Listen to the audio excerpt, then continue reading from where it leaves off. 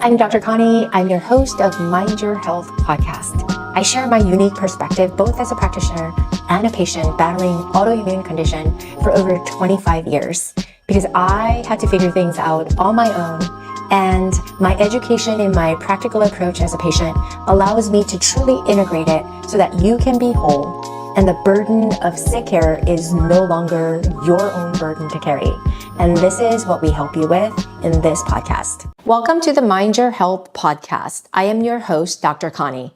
I recently did a 2-part episode on chakras and hormones where I integrated Eastern and Western medicine principles by making the connection between our energy, chakras, and our physiology, which is hormones. If you haven't listened to those episodes yet, I highly recommend that you do because it sets up a foundation for today's episode. I will link those 2 episodes below in the show notes. But for today, let's dive deeper into the relationship between yoga, chakra, and hormones and talk specifically about how yoga can be used to balance your hormones. Note, however, that some of these connections are grounded in ancient yogic philosophy and are only sometimes substantiated by contemporary scientific research. So number 1, chakras and hormones. Let's get right to it. So chakras are energy centers in the body as per yogic philosophy, okay?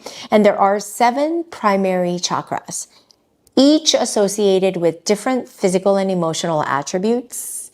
And some practitioners and authors have connected certain chakras with specific endocrine glands, which produce and release hormones. There are 7 specific ones, and this was a place of so much confusion in my analytical mind. So I love sharing this topic because it really sets the tone for everything we stand for at functional yoga medicine. First is Muladhara, root chakra. The location of this chakra is at the base of the spine, and its associated gland is the adrenal gland, and the hormone that it releases is adrenaline and cortisol.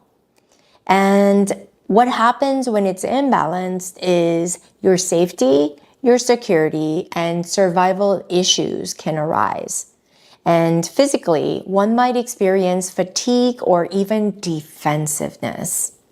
Second is sacral chakra. And the location is below the navel, and it's associated with the gonads, the ovaries and testes. And the hormone is testosterone, estrogen, as well as progesterone. And when it's not in balance, sexual dysfunction, emotional imbalances, or issues related to creativity and procreation can arise. And then the third is Manipura, it's solar plexus chakra. Location is right above the navel, and it's associated with the gland pancreas, and the hormone is insulin. And when it's not in balance, low self-esteem or self-worth, lack of control, and digestive issues or excessive control issues may ensue, as well as diabetes. Anahata, or the heart chakra, is next, and the location is in the heart center. And its associated gland is the thymus gland, and the hormone is thymosin, which is essential for the immune system. When it's not balanced, emotional detachments, heart-related issues, or immune system deficiencies can ensue. Next is Vishuddha, which is throat chakra. Location is the throat, and associated gland is the thyroid, and the hormone is thyroxine. When it's not in balance, communication problem, thyroid disorders, and issues related to expression can be an issue. And then the 6th is Ajna, third eye chakra. Location is between the eyebrows, and associated gland is the pituitary. Hormone is multiple, including growth hormone, as well as all the THS, all the stimulating hormones, I should say. When it's not in balance, poor intuition, headaches, and issues related to perception, as well as a host of symptoms in the body can ensue. Last is Sahasrara, crown chakra up at the top. Location is top of the head. Associated gland is the pineal gland. And the hormone is melatonin. When it's not balanced, spiritual disconnection, sleep disorders, and lack of clarity in life is the most common.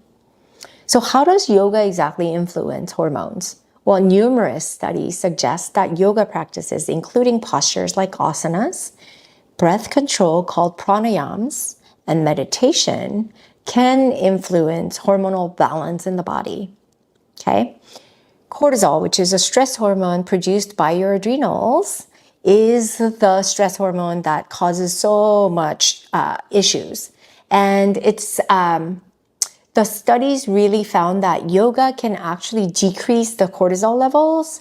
And as cortisol is a primary stress hormone, this reduction is associated with decrease in overall stress and anxiety. And who doesn't have stress and anxiety, right?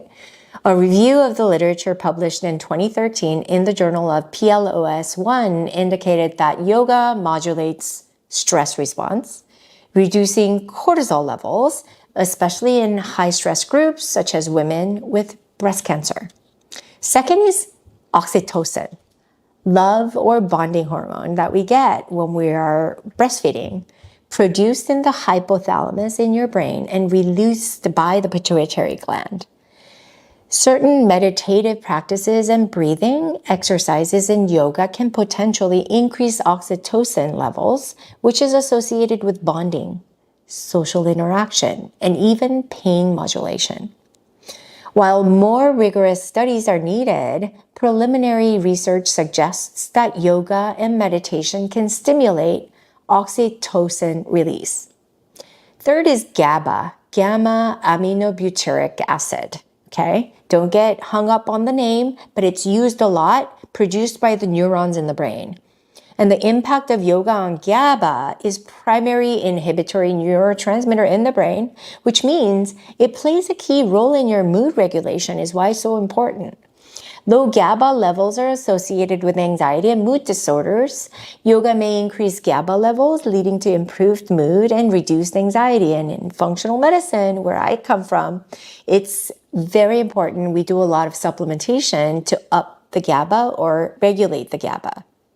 And a 2010 study published in the Journal of Alternative and Complementary Medicine found that yoga practitioners actually had significantly increased GABA levels compared to participating doing a walking exercises, which leads us to believe that yoga is super effective. Insulin is the next one, which regulates blood sugar produced in the pancreas. Yoga postures and breathing exercises also might enhance insulin sensitivity of your cells, the receptiveness, and regulate blood sugar levels. A 2013 review published in the Journal of Diabetes Research and Clinical Practice indicated that yoga might be beneficial for type 2 diabetes management, improving lipid profiles and insulin resistance. Next is melatonin, which is a sleep hormone produced in the pineal gland. Yoga and meditation might increase melatonin secretion, thereby improving sleep patterns. And a study published in 2004 in the Indian Journal of Physiology and Pharmacology observed an increase in melatonin levels in individuals who practice meditation, which is often a component of yoga routines. Next is thyroid hormones, which regulates your metabolism as well as regulate your body temperature, produced in the thyroid gland. Certain postures, especially those that stimulate the neck region, are believed to help in the thyroid function. Some small-scale studies suggest that yoga might benefit individuals with hypo, which is low, or hyper, which is high, too much, thyroidism. Though more research is needed for conclusive evidence, it's enough to understand that it has powerful effects. Next is reproductive hormones like testosterone, estrogen, and progesterone. Yoga can influence reproductive hormone levels and might be beneficial in conditions like polycystic ovarian syndrome in women. A 2013 study in the International Journal of Yoga found that yoga practice led to a significant reduction in luteinizing hormone, which is produced by your pineal or pituitary gland, in women with PCOS. Decreased LH levels can potentially reduce symptoms of PCOS, not to mention the insulin levels, okay? There is a way for you to balance and manage your symptoms effectively, having this knowledge in your back, okay, in your back pocket. So regular yoga practice can assist in balancing the energy associated with each chakra. And when chakras are in balance, they can improve physical and mental well-being. This is all about your intention with attention to specific chakra areas. And this is where the knowledge really plays a role in our applied knowledge in knowing and bringing the intention with attention in each of the chakra. So to balance the chakra, for example, if someone is experiencing symptoms associated with an imbalanced sacral chakra, like sexual dysfunction, right? Practices that target this area, like hip opening postures, this intention to heal the sacral chakra, knowing that and putting your energy by putting your attention with intention, super powerful. I see this time and time again. While there is an intriguing connection, though, between chakras, hormones, and yoga, I'm not saying get rid of all the other things like in the medical community. It is essential to approach life and health holistically. And I'm a big proponent of scientific research on these topics, and it's ongoing, you guys, which is great news. And more studies are needed to draw definitive conclusions. However, the therapeutic benefits of yoga on overall well-being are well acknowledged in both traditional and modern contexts. So where can you start? If you're new to yoga, follow me on my YouTube channel where I upload yoga videos every week, specifically designed to teach you how yoga can heal your gut, balance your hormones, and regulate your nervous system, and do so much more than just provide you with a workout. It's a work in. And if you want to learn more about the healing power of yoga, be sure to follow me on TikTok, Instagram, and YouTube at Dr. Connie Chang. And see you guys